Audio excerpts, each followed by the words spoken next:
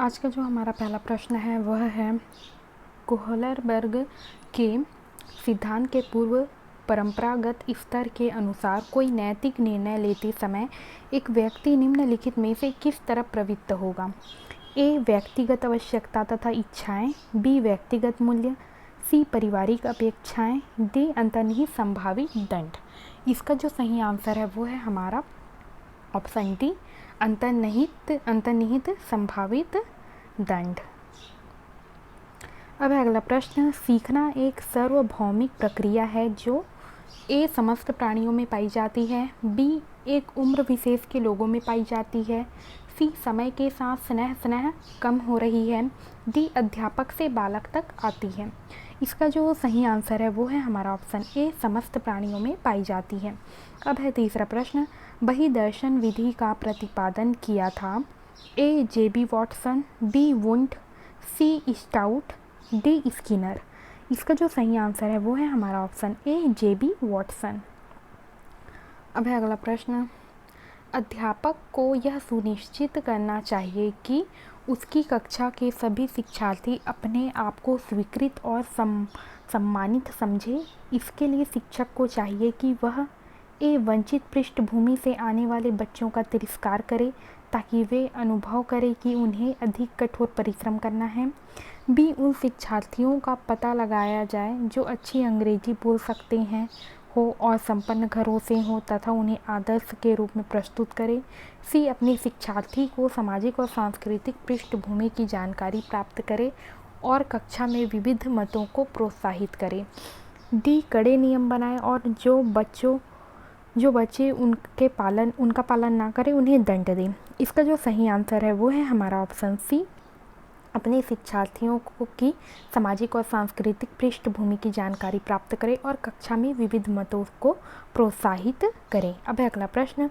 प्रकृति पोषण विवाद में प्रकृति से क्या अभिप्राय है, ए जैविक विशिष्टताएं या वंशानुक्रम सूचनाएं, बी एक व्यक्ति की मूल वृत्ति, सी भौतिक और सामाजिक संसार की जटिल शक्तियाँ, डी हमारे आसपास का वातावरण। इसका जो सही आंसर है वो है हमारा ऑप्शन ए जैविक विशिष्टताएं या वंशानुक्रम सूचनाएं। अब है अगला प्रश्न, जनसंचार माध्यम समाजीकरण का एक महत्वपूर्ण माध्यम बनता जा रहा है। नीचे दिए गए कथनों में से कौन सा सबसे उपयुक्त कथन है, ए समाजीकरण केवल माता पिता और परिवार के द्वारा किया जाता है, बी जनसंचार माध्यमों की पहुंच बढ़ रही है और जनसंचार माध्यम अभिवृत्तियों मूल्यों और विश्वासों को प्रभावित करता है, सी बच्चे संचार माध्यमों के साथ प्रत्यक्ष रूप से अंतःक्रिया नहीं कर सकते हैं, डी संचार माध्यम पदार्थों के विज्ञापन और विक्रय के लिए एक अच्छा माध्यम है।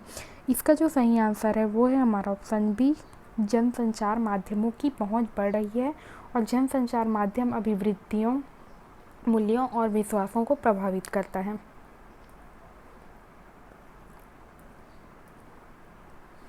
अगला प्रश्न,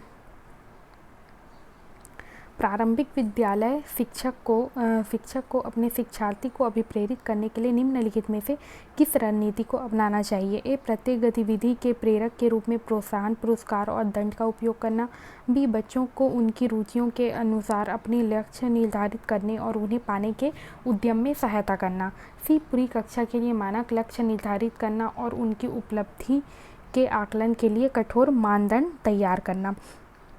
इसका जो सही आंसर है वो है हमारा ऑप्शन बी बच्चों को उनकी रुचियों के अनुसार अपने लक्ष्य निर्धारित करने और उन्हें पाने के उद्यम में सहायता करना। अब है अगला प्रश्न, शिक्षार्थियों की व्यक्तिगत विभिन्नताओं के संदर्भ में शिक्षिका को चाहिए, ए निगमनात्मक पद्धति के आधार पर समस्याओं का समाधान करना, बी कलन विधि एल्गोरिथम का अत्यधिक प्रयोग करना, सी याद करने के लिए शिक्षार्थी को तथ्य उपलब्ध कराना, डी विविध प्रकार की अधिगम परिस्थितियों को उपलब्ध कराना। इसका जो सही आंसर है वो है हमारा ऑप्शन डी विविध प्रकार की अधिगम परिस्थितियों को उपलब्ध कराना।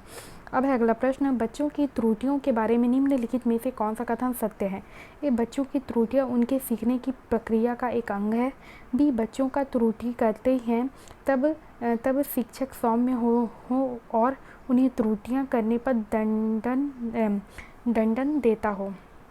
सी बच्चों की त्रुटियां शिक्षक के लिए महत्वहीन हैं और उसे चाहिए कि उन्हें काट दे और उन पर अधिक ध्यान ना दे। डी असावधानी के कारण बच्चे त्रुटियां करते हैं। तो इसका जो सही आंसर है वो है हमारा ऑप्शन ए, बच्चों की त्रुटियां उनके सीखने की प्रक्रिया का एक अंग है। अब है अगला प्रश्न, मनोविज्ञान के संबंध में स्किनर की परिभाषा है। ए, मुझे बच्चा दो और बताओ कि मैं उसे क्या बनाऊं, इंजीनियर, डॉक्टर या अन्य। बी, किसी व्यक्ति के जन्म से लेकर वृद्धा अवस्था तक के अधिगम अनुभवों का वर्णन तथा धारणा ही मनोविज्ञान है। सी, मनोविज्ञान आचरण तथा व्यवहार का यथार्थ विज्ञान है। डी, मनोविज्ञान शिक्षा का आधारभूत विज्ञान है। इसका जो सही आंसर है वो है हमारा ऑप्शन डी, मनोविज्ञान शिक्षा का आधारभूत विज्ञान है। अब है अगला प्रश्न, निम्नलिखित में से किसने सबसे पहले प्रश्नावली का निर्माण किया। ए, प्लूटो ने, बी, लोविट ने, सी, वुडवर्थ ने, डी, ब्रूनर ने। इसका जो सही आंसर है वह है हमारा ऑप्शन सी, वुडवर्थ ने। अब है अगला प्रश्न, क्रो और क्रो ने किस विधि के संदर्भ में कहा है कि मनोवैज्ञानिक प्रयोगों का उद्देश्य किसी निश्चित परिस्थिति या दशाओं में मानव व्यवहार से संबंधित किसी विश्वास या विचार का परीक्षण करना है। ए, अंतदर्शन, बी, बहिर्दर्शन, सी, प्रयोगात्मक, डी, जीवन इतिहास। तो इसका जो सही आंसर है वो है हमारा ऑप्शन ए, अंतदर्शन। अब है अगला प्रश्न, पढ़ते समय चित्र दिखाने में सबसे अधिक महत्वपूर्ण लाभ कौन सा है। ए, इससे शिक्षक को कुछ समय के लिए राहत मिल जाती है। बी, इससे पाठ को समझाने में सहायता मिलती है। सी, विद्यार्थी चित्र देखने में रुचि रखते हैं। डी, इससे विद्यार्थियों का मनोरंजन होता है। इसका जो सही आंसर है वो है हमारा ऑप्शन बी, इससे पाठ को समझने में सहायता मिलती है। अब अगला प्रश्न, इसमें से कौन सा गुण आमतौर पर सृजनात्मकता से संबंधित है। ए, केंद्राभिमुख चिंतन, बी, बहिर्मुख चिंतन, सी, आदर्श सोच, डी, वाक्य विन्यास संबंधी सोच। इसका जो सही आंसर है वो है हमारा ऑप्शन बी, बहिर्मुख। अब अगला प्रश्न, व्यवहार के निरीक्षण द्वारा किसी के मानसिक दशा का पता लगाना किस विधि की विशेषता है। ए, प्रयोगात्मक, बी, निरीक्षण, सी, गाथा वर्णन, डी, चरित्र लेखन। इसका जो सही आंसर है वह है हमारा ऑप्शन बी, निरीक्षण। अब है अगला प्रश्न, मनोविज्ञान को सर्वप्रथम विज्ञान का दर्जा दिलाने वाली विधि है। ए, अंतदर्शन, बी, बहिर्दर्शन, सी, प्रयोगात्मक, डी, जीवन इतिहास। इसका जो सही आंसर है वो है हमारा ऑप्शन सी, प्रयोगात्मक। अब है अगला प्रश्न, निम्नलिखित में से कौन सा बाल विकास का एक सिद्धांत नहीं है। ए, विकास के सभी क्षेत्र महत्वपूर्ण है। बी, सभी विकास परिपक्वन तथा अनुभव की अंतःक्रिया का परिणाम होता है। सी, सभी विकास तथा अधिगम एक समान गति में से आगे बढ़ते हैं। डी, सभी विकास एक क्रम का पालन करते हैं। इसका जो सही आंसर है वह है हमारा ऑप्शन सी, सभी विकास तथा अधिगम एक समान गति से आगे बढ़ते हैं। अब अगला प्रश्न, जब वयस्क सहयोग से सामंजस्य कर लेते हैं तो वे बच्चे के वर्तमान स्तर के प्रदर्शन को संभावित क्षमता के स्तर के प्रदर्शन की तरफ प्रगति क्रम को सुगम बनाते हैं। इसे कहा जाता है ए, सहयोग देना, बी, सहभागी अधिगम, सी, सहयोगात्मक अधिगम, डी, समीपस्थ विकास। इसका जो सही आंसर है वो है हमारा ऑप्शन ए, सहयोग देना। अब है अगला प्रश्न, निम्नलिखित में से कौन सा सृजनात्मकता से संबंधित है। ए, अभिसारी चिंतन, बी, संवैगिक चिंतन, सी, अहमवादी चिंतन, डी, अपसारी चिंतन। तो इसका जो सही आंसर है वह है हमारा ऑप्शन डी, अपसारी चिंतन। अब अगला प्रश्न, बच्चों के बारे में निम्नलिखित कथनों में से किस कथन से वाइगोत्स्की सहमत होते हैं। ए, बच्चे तब सीखते हैं जब उनके लिए आकर्षण पुरस्कार निर्धारित किया जाए। बी, बच्चों के चिंतन को तब समझा जा सकता है जब प्रयोगशाला में पशुओं पर प्रयोग किया जाए। सी, बच्चे जन्म से शैतान होते हैं और उन्हें दंड देकर नियंत्रित किया जाना चाहिए। डी, बच्चे समवयस्कों और वयस्कों के साथ सामाजिक अंतःक्रियाओं के माध्यम से सीखते हैं। इसका जो सही आंसर है वह है हमारा ऑप्शन डी, बच्चे समवयस्कों और वयस्क के साथ सामाजिक अंतःक्रिया के माध्यम से सीखते हैं। अब है अगला प्रश्न, नवीन जानकारी को शामिल करने के लिए वर्तमान स्कीमा में बदलाव की प्रक्रिया कहलाती है। ए, सत्करण, बी, समायोजन, सी, अहम केंद्रित, डी, अनुकूलन। इसका जो सही आंसर है वो है हमारा ऑप्शन ए, आत्मसत्करण। अब है अगला प्रश्न, भारत में भाषिक विभिन्नता बहुत है। इस संदर्भ में विशेषकर कक्षा फर्स्ट और सेकंड के प्राथमिक स्तर पर बहुभाषिक कक्षाओं के बारे में सर्वथा उपयुक्त कथन है। ए विद्यालय में उन्हीं बच्चों को प्रवेश दिया जाए जिनकी मातृभूमि वही हो जो शिक्षा के लिए अपनाई जा रही हो। बी शिक्षक को सभी भाषाओं का सम्मान करना चाहिए और सभी भाषाओं में अभिव्यक्ति के लिए बच्चों को प्रोत्साहित करना चाहिए। सी जो बच्चे कक्षा में मातृभाषा का उपयोग करते हैं अध्यापक को उनकी उपेक्षा करनी चाहिए। डी शिक्षार्थियों को अपनी मातृभाषा या स्थानीय भाषा का प्रयोग करने पर दंडित किया जाना चाहिए। इसका जो सही आंसर है वो है हमारा ऑप्शन बी, शिक्षक को सभी भाषाओं का सम्मान करना चाहिए और सभी भाषाओं अभिव्यक्ति के लिए बच्चों को प्रोत्साहित करना चाहिए। अब है अगला प्रश्न, बच्चों को समूह कार्य देना एक प्रभावी शिक्षण रणनीति है क्योंकि ये छोटे समूह में कुछ बच्चों को दूसरे बच्चों पर हावी होने की अनुमति होती है। बी सीखने की प्रक्रिया में बच्चे एक दूसरे से सीखते हैं और परस्पर सहायता भी करते हैं। सी बच्चे अपना काम जल्दी करने में समर्थ होते हैं। डी इनमें शिक्षक का काम कम हो जाता है। इसका जो सही आंसर है वो है हमारा ऑप्शन बी, सीखने की प्रक्रिया में बच्चे एक दूसरे से सीखते हैं और परस्पर सहायता भी करते हैं। अब है अगला प्रश्न, 25 पियाजे के अनुसार 2 से 7 वर्ष के बीच एक बच्चा संज्ञानात्मक विकास की खालिस्तान अवस्था में है। ए औपचारिक संक्रियात्मक, बी मूर्त संक्रियात्मक, सी संवेदीगातिक, डी पूर्व संक्रियात्मक। इसका जो सही आंसर है वो है हमारा ऑप्शन डी, पूर्व संक्रियात्मक। अब है अगला प्रश्न, मध्य बाल्यावस्था में भाषा खालिस्तान के बजाय अधिक है। ए सामाजिकृत अहम केंद्रित, बी जीववादी समाजीकृत, सी परिपक्व अपरिपक्व, डी अहम केंद्रित समाजीकृत। इसका जो सही आंसर है वो है हमारा ऑप्शन ए, समाजीकृत अहम केंद्रित।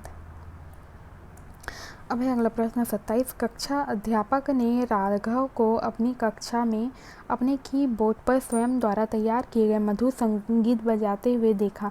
कक्षा अध्यापक ने विचार किया कि राघव में खालिस्तान बुद्धि उच्च स्तर थी। ए शारीरिक गतिबोधक, बी संगीतमय, सी भाषीय, डी स्थायी। इसका जो सही आंसर है वो है हमारा ऑप्शन बी, संगीतमय। अब अगला प्रश्न, समावेशी शिक्षा मानते हैं कि हमें खालिस्तान के अनुरूप बदलना है। ए व्यवस्था और बच्चे के हिसाब से, बी परिवेश और परिवार, सी बच्चे और परिवेश, डी बच्चे और व्यवस्था। इसका जो सही आंसर है वो है हमारा ऑप्शन ए, व्यवस्था और बच्चे। अब अगला प्रश्न, बालक में यदि अंतःवैयक्तिक संबंधों की पुनर्स्थापना करनी है तो शिक्षक को चाहिए कि वह उनके मानसिक विकास तथा सामाजिक परिवेश का अध्ययन करें, बी सामाजिक संवेगात्मक विकासों का अध्ययन करें तथा अंतःवैयक्तिक संबंधों की ओर प्रेरित करें, सी शारीरिक संगठन को ध्यान में रखें, डी उन्हें स्वतंत्र छोड़ दें। इसका जो सही आंसर है वो है हमारा ऑप्शन बी, सामाजिक संवेगात्मक विकासों का अध्ययन करें तथा अंतःवैयक्तिक संबंधों की ओर प्रेरित करें।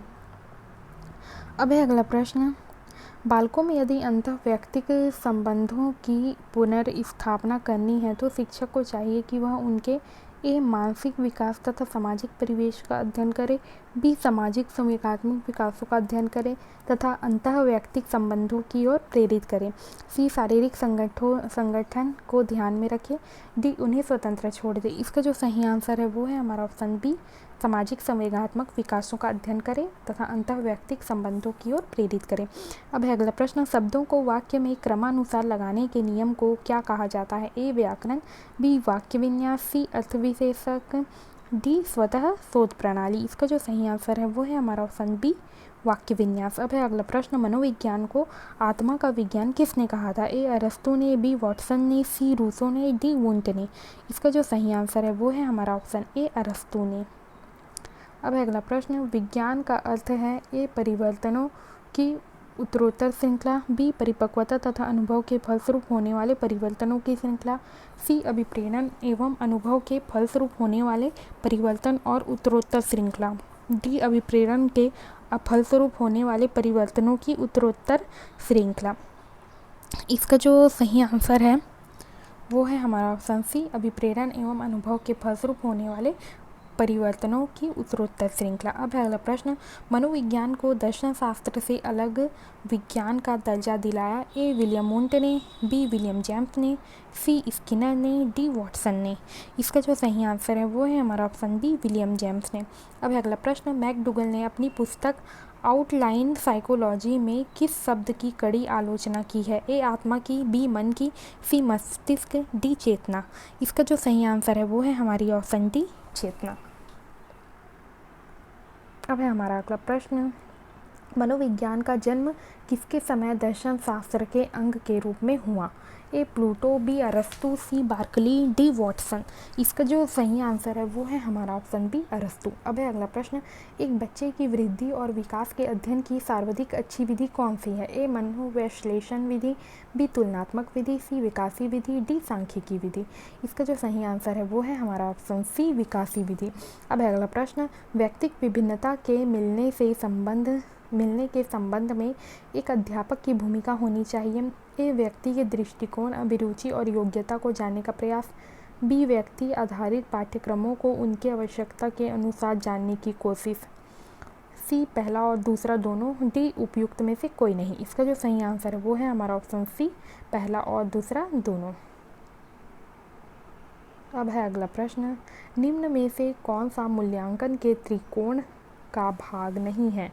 ए शैक्षिक उद्देश्य, बी मूल्यांकन, सी शिक्षक अनुभव, डी अधिगम अनुभव। इसका जो सही आंसर है वो है हमारा ऑप्शन सी शिक्षण अनुभव। अब है अगला प्रश्न, थार्नडाइक के व्यक्तित्व के वर्गीकरण का आधार है? ए शारीरिक गठन और शक्ल सूरत, बी रचनात्मक और मौलिकता, सी समायोजन और बुद्धि, डी चिंतन और कल्पना। इसका जो सही आंसर है वो है हमारा ऑप्शन डी चिंतन और कल्पना। अब है अगला प्रश्न, निम्न में से कौन अधिगमकर्ता का अधिक स्वतंत्रता देता है? ए संरचनावाद, बी क्रियाशीलतावाद, सी व्यवहारवाद, डी सृजनशीलतावाद। इसका जो सही आंसर है वो है हमारा ऑप्शन डी सृजनशीलतावाद। अब है अगला प्रश्न, निम्न में से कौन से विचारक के अनुसार शिक्षा व्यक्ति की भीतरी शक्तियों को उभारने की एक प्रक्रिया है? ए फ्रोबेल, बी पेस्टोलॉजी, सी थार्नडाइक, डी प्लूटो। इसका जो सही आंसर है वह है हमारा ऑप्शन बी पेस्टोलॉजी। अब है अगला प्रश्न, जब शिशु अपने आँख, कान व हाथ के संबंध में सोचते हैं तो ये निम्नलिखित में से कौन से स्तर में शामिल होते हैं? ए मूर्त संक्रियात्मक स्तर, बी पूर्व संक्रियात्मक स्तर, सी इंद्रिय जनित स्तर, डी अमूर्त संक्रियात्मक स्तर। इसका जो सही आंसर है वह है हमारा ऑप्शन सी इंद्रिय जनित स्तर। अब है अगला प्रश्न, शैशवावस्था के लिए उत्तम शिक्षण विधि है? ए मॉन्टेसरी विधि, बी खेल विधि, सी किंडरगार्टन विधि, डी उपयुक्त सभी। इसका जो सही आंसर है वो है हमारा ऑप्शन सी ऑप्शन डी है उपयुक्त सभी, क्योंकि जो शैशवावस्था के लिए जो उत्तम शिक्षण विधि है वो मॉन्टेसरी विधि है, खेल विधि है, किंडरगार्टन विधि है। तीनों विधि जो है वह शैशवावस्था में जो बालक हैं उन्हें शिक्षण देने की एक बेहतरीन विधि है। अब अगला प्रश्न, प्रगतिशील परिवारों में बच्चों में अपेक्षाकृत कौन सा प्रेरक अधिक प्रबल होता है? ए संबंधन, बी जिज्ञासा, सी आक्रामकता, डी उपलब्धि। इसका जो सही आंसर है वो है हमारा ऑप्शन डी उपलब्धि। अब है अगला प्रश्न, निम्न में से कौन सा क्षेत्र मनोविज्ञान के अंतर्गत नहीं आता है? ए असामान्य मनोविज्ञान, बी औद्योगिक मनोविज्ञान, सी आर्थिक मनोविज्ञान, डी खेल मनोविज्ञान। इसका जो सही आंसर है वो है हमारा ऑप्शन सी आर्थिक मनोविज्ञान। अब है अगला प्रश्न, एक औसत बुद्धि वाला बच्चा यदि भाषा को पढ़ने एवं समझने में कठिनाई प्रदर्शित करता है तो यह संकेत देता है कि बच्चा खालिस्तान का लक्षण प्रदर्शित कर रहा है। ए पठन अक्षमता, बी लेखन अक्षमता, सी गणितीय अक्षमता, डी गति समन्वय अक्षमता। इसका जो सही आंसर है वह है हमारा ऑप्शन ए पठन अक्षमता, डिसलेक्सिया। अब है अगला प्रश्न, निम्न में से शिक्षा मनोविज्ञान किसमें उपयोगी नहीं है? ए बालकों की मानसिक अस्वस्थता का पता लगाने में, बी शिक्षण विधियों के चयन में, सी छात्रों की अभिप्रेरित करने में, डी पशुओं के प्रयोग में। इसका जो सही आंसर है वो है हमारा ऑप्शन डी पशुओं के प्रयोग में। अब है अगला प्रश्न, सामूहिक अचेतन का संप्रत्यय खालिस्तान द्वारा दिया गया था? ए पावलोव, बी स्किनर, सी फ्रायड, डी यूंग। इसका जो सही आंसर है वो है हमारा ऑप्शन डी यूंग। अब है हमारा अगला प्रश्न, शिक्षा के क्षेत्र में व्यवहारवादियों का सबसे बड़ा योगदान है?